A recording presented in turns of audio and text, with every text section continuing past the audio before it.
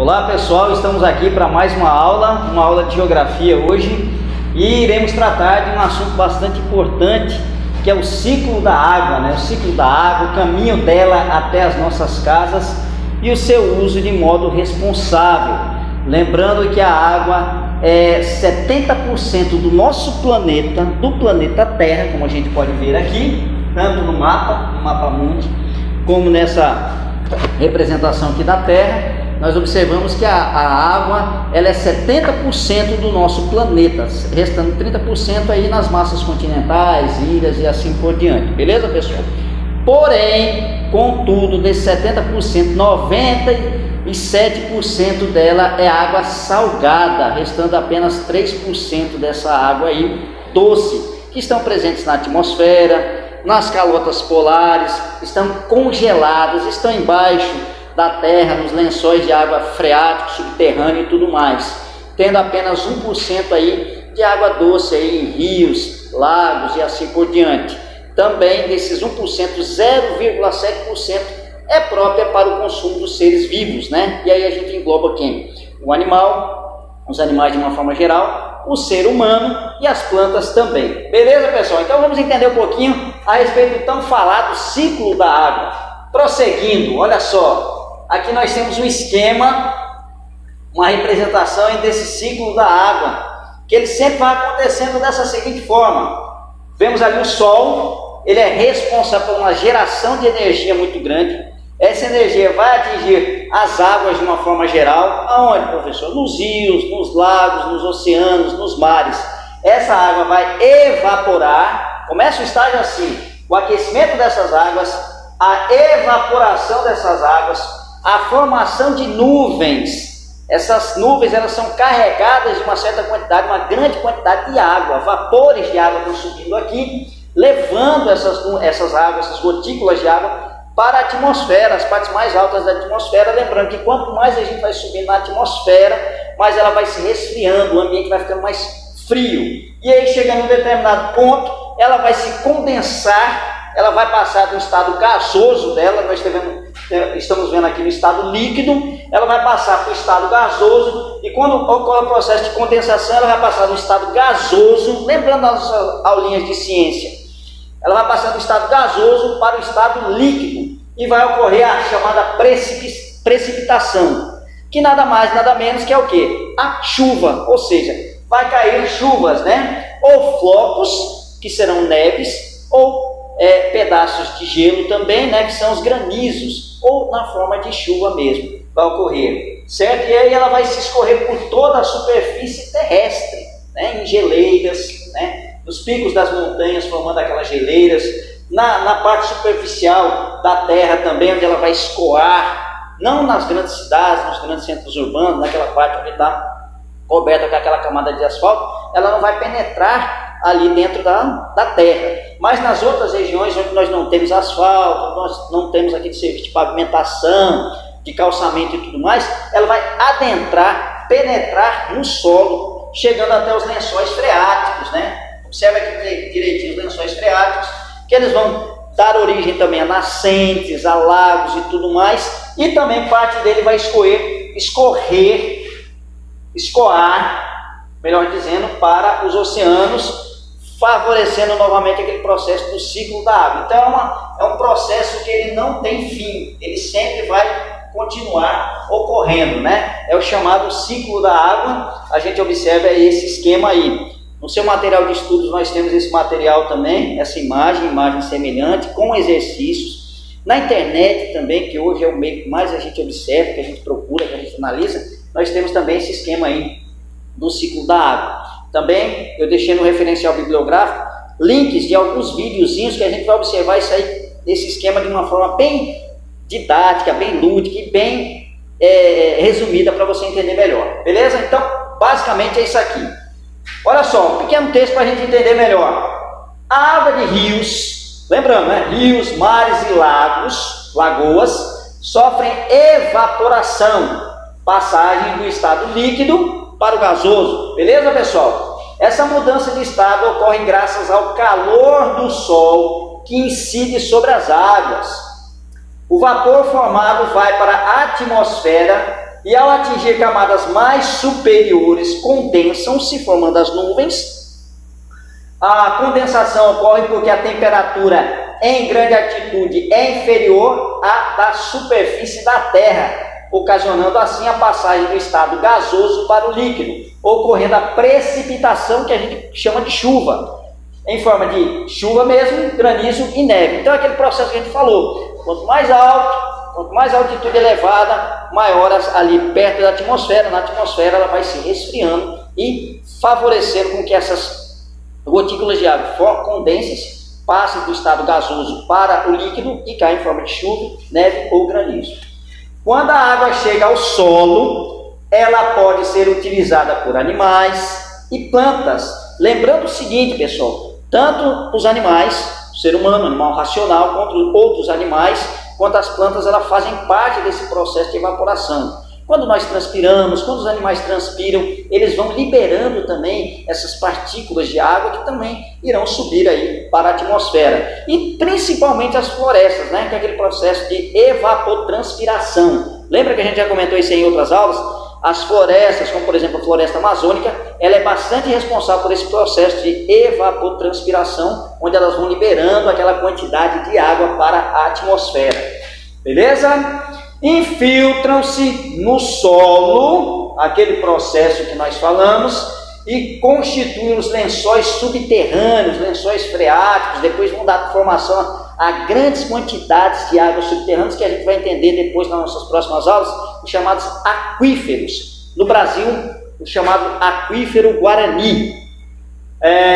Além de poder ainda voltar para rios, lagos e mares, a água contribui também para deixar o clima mais ameno, ou seja, uma temperatura mais suave. A gente perceba que nós estamos no período do inverno, um período bastante chuvoso, e você percebe que a temperatura ela é bem mais baixa, né? Em cidades como Caruaru, até como o próprio Recife, mesmo embora lá nós temos a presença do mar, ele vai amenizar a temperatura, mas é quente, mas por um outro fator que a gente vai entender depois. Mas por exemplo, Caruaru, Agreste, o Sertão, você perceba que o clima lá é bem mais quente por conta dessa falta de umidade no ar aí, proporcionada por chuvas e tudo mais. Pegou a ideia? Prosseguindo, próximo slide, olha só. E aí a gente tem que entender que a água ela é um bem importante, necessitamos muito e muito da água, e não é só o ser humano. Se você observar, analisar direitinho, em que você usa a água no seu dia a dia? Em praticamente tudo, né? Ao levantar, você tem que escovar os dentes, você tem que tomar um banho, você tem que preparar os seus alimentos, e a preparação dos alimentos é a base da água. A higienização pessoal e do seu ambiente é basicamente com água. Então é um mineral, isso mesmo, ela é um mineral bastante importante para o nosso dia a dia. Não só para o dia a dia, para o nosso dia a dia, mas para o dia a dia de todas as pessoas e de vários setores, né? Seja no campo doméstico, no campo industrial, no campo agrícola, em todos os setores, essa água é importantíssima e utilizada. E aí ela tem que ser tratada. Para poder chegar até as nossas casas, ela tem que sofrer um processo grande, né, de tratamento, que ela vai chegar daquela forma ali que você vê, né, mais brancazinha, mais líquidazinha, mais adequada para o seu consumo, né? Muitas vezes para o consumo de você se hidratar com a água, porque a partir do momento que você utiliza a água para o consumo pessoal, você está hidratando, você está proporcionando melhor hidratação na articulação, nos olhos e tudo mais, nos seus rins, no funcionamento do seu organismo, de uma forma geral, beleza, pessoal?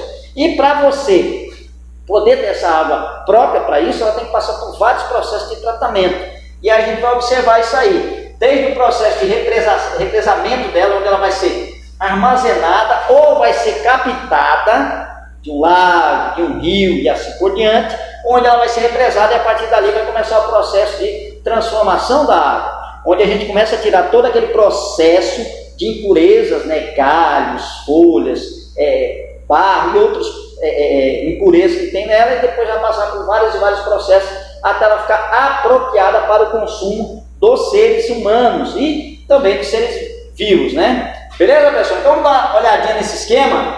Nós temos esse esquema aqui também. No final da aula nós temos um link dizendo o esquema também de todo esse processo aqui, mais detalhado e mais simplificado também. Olha só, Primeiro e segundo, nós temos aqui, né? Tá meio desfocado, mas a gente vai tentando interpretar devagarzinho. Primeiro e segundo, a água é represada. Então ela está aqui no processo de represamento, né? Está represada ali, pronta para ser captada. No primeiro, ela é captada e bombeada através de dutos, de canos, de grande proporção, que ela vai levar essa água até um segundo processo de tratamento, que ela vai ser peneirada. Exatamente, vai ser peneirada para deixar ali galhos, folhas, peixes e tudo mais. Para a estação de tratamento, a mais conhecida como ETA, né? ETA, Estação de Tratamento de Água. Beleza, pessoal? No terceiro passo, assim que ela chega à estação, são adicionadas 3 substâncias que vão ser importantes ali. O cloro, né? Para começar a retirada de impurezas. A cal, para ajudar o pH da água, certo? Então, aquele processo de impureza que nós temos, adiciona-se o cloro e ele vai começar a matar aquelas impurezas que sobraram depois daquele processo de filtragem, né? de peneiragem dessa água, vamos dizer assim. Beleza? E aí a gente coloca a cal, que ela vai ajudar no processo do pH. Professor, o que é o pH? Forte abraço ao professor Sergival, professor de ciências, mas isso aí a gente também vai interagindo com ele, vai entendendo melhor o que é o pH. Mas nada mais, nada menos, o pH é a quantidade de ácido, a acidez da água, né? Um bom pH, ela começa de 7, o pH está neutro, 8 a 10, o pH está próprio para o consumo dos seres vivos, do ser humano, por exemplo, né? De 6 a 1, quanto menor for o pH, mais a acidez da água ela é maior.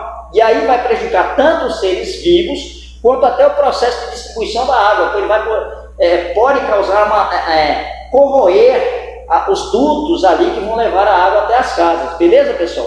Então, o índice do pH dela, ele quanto melhor, ou neutro, que é o 7, ou apropriado para o consumo, que é do 8 ao 10, ele é importante. E isso aí vai ser medido, vai ser ajustado esse pH, essa acidez da água com cal. Só para você ter uma ideia, a nível de a gente entender melhor, um refrigerante, o pH do refrigerante é 2,5 pH dele. É bastante ácido, né? Isso aí também, o consumo em grande quantidade, ele prejudica o ser vivo ao longo do tempo. Então, beleza. Então, para fazer esse ajuste do pH, é usado a cal. Um índice que mede a substância ácida, neutra e alcalina. A ácida, ela não está própria para o nosso consumo, beleza? A neutra, a gente pode consumir ela, e quando ela está alcalina, ela está apropriada para o nosso consumo, que vai de 8 a 10, beleza, pessoal? Bom, a partir daí, a água para o consumo deve ser neutra ou alcalina, e sua substância coagulante para facilitar a junção de impurezas. Dentro desse processo também, pessoal, o que vai ser colocado? Ela vai se coagular, ela vai se unificar, ela vai se juntar mais um pouco, né? Para poder, as impurezas da água. Vai ter um processo de separação, desse processo de coagulação, quando é colocada coagulante, ela vai se juntar parte dessa impureza dela. Depois ela vai para um outro processo chamado de floculação, onde formarão dentro de determinados reservatórios, onde teremos pás gigantescas, hélices girando e fazendo floco, juntando mais e mais essas impurezas. Beleza, pessoal? Então vamos lá. Quarto processo. Na floculação, mais uma substância é adicionada, o sulfato de alumínio. Ele faz com que as impurezas se juntem em flocos para serem removidas mais facilmente. Então, no processo de coagulação, você tem uma junção, uma união das impurezas. Na floculação, essas hélices, mais esse produto aí, ele vai ajudar com que o quê? Essas impurezas elas formem flocos, se juntem cada vez mais, separando a parte mais limpa da água dessa parte desses resíduos mais sujos. Beleza? Esses flocos ficam mais pesados que a água e acabam afundando em uma etapa chamada de decantação. Esse processo todinho, esses flocos, essa parte impura da água, ela cai no fundo daquele processo de decantação, aquela separação, onde nós temos a parte mais limpa da água na superfície e as impurezas dela mais ao fundo desse recipiente de água. Beleza, pessoal? Vamos ver onde é que a gente está aqui. Decantação, né? Sexta etapa. Na sexta etapa, na decantação, 90% da sujeira afunda, mas ainda tem uma partezinha que vai sendo limpada com o processo todo. O restante é eliminado na filtração, onde a água passa por tanques de pedra, areia e carvão. Todo aquele restinho de impureza que tem, aquelas partículazinhas, vai ser filtrada nesse processo aí, pedras, areia e carvão, facilitando aí o processo de filtragem dessa água. Sétimo processo, para finalizar o tratamento, chega a fase de desinfecção. Mais uma quantidade de cloro e também flúor são acrescentados para eliminar de vez todos os micro-organismos. Então colocamos mais uma parte de cloro e flúor. Professor, o flúor é para quê? É justamente para ajudar na prevenção contra doenças bucais, como por exemplo a cárie, né? Muito utilizada, ela vai amenizar, diminuir, proporcionar uma grande prevenção contra as cáries nas crianças, nas pessoas de uma forma geral. Beleza, pessoal? Então é um processo bastante interessante. 8, 9, 10 e 11 são esses processos, né? Depois de todo esse processo, a água passa por reservatórios, certo? De distribuição e de bairros, né? Onde a gente tem aqui os processos de reservatório de bairro. Está um pouquinho desfocado aqui, mas os reservatórios são esses aqui que a gente vai vendo. Beleza, pessoal? E por grandes tubulações chamadas adutoras, até ser distribuída a todas as casas. Adutoras são essas tubulações que a gente começa a observar aqui, os reservatórios aqui. Beleza, pessoal? Então todo esse processo aí é o processo de tratamento que ele vai proporcionar a chegada com qualidade dessa água. Então é só por aí? Não. Nós temos também a ETE, né, Estação de Tratamento de Esgoto, que toda a água que você consome no seu dia a dia, nas descargas e tudo mais, ela tem que sofrer um processo de limpar ela, fazendo uma limpagem dessa água, vamos dizer assim, não sei nem se a palavra é essa, mas vamos dar uma limpada nessa água para ela ser devolvida também novamente aos rios, mas aí de uma forma menos contaminada e que possa facilitar esse processo aqui novamente. Beleza, pessoal? É dessa forma que chega a água das nossas casas, ok? Prosseguindo, vamos continuar.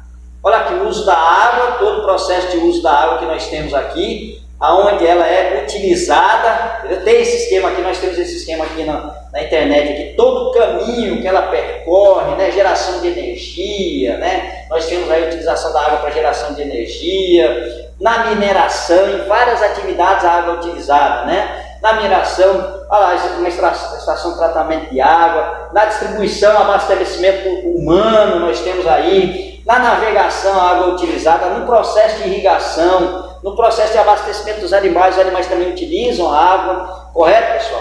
No abastecimento rural, das casas no campo também é utilizada. Em poços artesianos nós temos a utilização de água, ou seja, em vários setores a água é utilizada. Ok, pessoal? Não é só nas nossas casas, não. É praticamente em todos os setores a utilização da água é bastante presente. Prosseguindo, aqui, ó. Total de água consumida no Brasil, média anual. Isso aqui é um dado de 2016, que eu peguei e achei bastante interessante para trazer para vocês. Olha só, a irrigação, aquela agricultura que nós utilizamos diferentemente, a gente começa a entender aquela ideia que eu falei para vocês em história. A agricultura de irrigadio, que utilizava o quê? A água, né? Não, essa daqui vai utilizar água, mas de uma forma de irrigação. Não só esperando a chuva, né, que vai ajudar a contribuir, mas também ela retirando de um determinado local, usando, né, de um determinado local, pode ser de um açude, pode ser de rios, bastante interessante, bastante relacionada àquela agricultura de regadio. E ela vai começar a sofrer o processo de aguar a agricultura, as plantas, para poder ajudar no seu desenvolvimento. Então 67,2% é utilizada da água no Brasil, o consumo da água na irrigação dessas atividades agrícolas, beleza? 0,8% em mineração. Abastecimento urbano, 8,8% da água do Brasil, a água total no consumo do Brasil é usada para abastecimento urbano. Abastecimento animal, 11,1%, mais que o abastecimento urbano. Perceba-se. Termoelétricas, ou seja, geração de energia e tudo mais, 0,3%. Indústria, 9,5%. A indústria consome mais água que a distribuição para abastecimento urbano das pessoas, nas cidades, vamos dizer assim. E abastecimento rural, 2,4%. Juntando os dois aqui, tanto o abastecimento rural quanto o urbano, vai dar na faixa 11,2%. A indústria supera supera também o abastecimento animal, né, e supera os outros abastecimentos, juntando as duas, beleza? Mas ainda, elas isoladamente, a indústria supera ela, o abastecimento de animais abastece ela também. E o que mais consome água, né, o setor mais responsável pelo consumo de água no Brasil, isso dados do ano 2016, está presente na irrigação, né, no setor agrícola.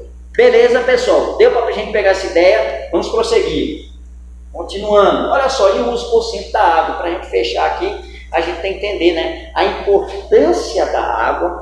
Aquela grande quantidade que nós temos da água aqui é muito importante, é uma grande quantidade. Existe processo de dessalinização da água, ou seja, você vai retirar o sal da água e tudo mais, mas ela é um processo caro, né? É um processo bastante caro. Então a gente tem aqui. E a gente não precisa só sair do Brasil e vir para a África, onde existe um processo de falta de água muito grande, não. O Brasil tem um reservatório enorme de água. O Brasil ele tem água aí para abastecer as pessoas aí por longo tempo, mas tem que ser usado de uma forma consciente. Não é porque tem água que a gente tem que acabar com ela, não. Olha só, em todo o mundo, mais de 1 bilhão.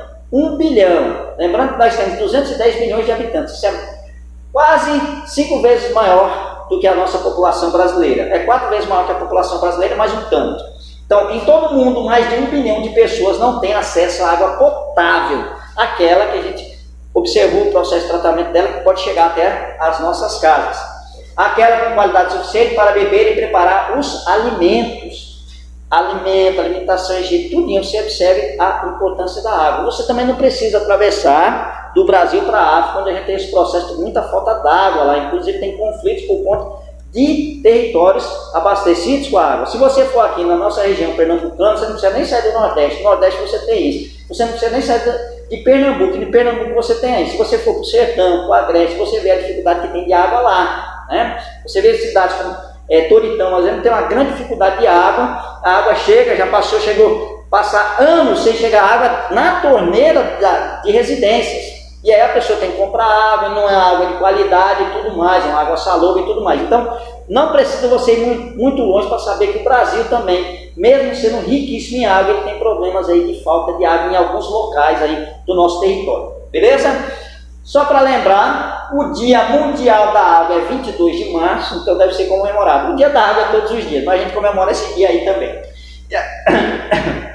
Desculpa, engasguei. E algumas dicas aí para a gente poder economizar água no nosso dia a dia. No banho, ao escovar os dentes, é usar o vaso sanitário. Dicas básicas, se você começar a usar a partir de agora, que nós somos responsáveis pelo esse uso responsável da água, ele vai ajudar em muito. Olha só.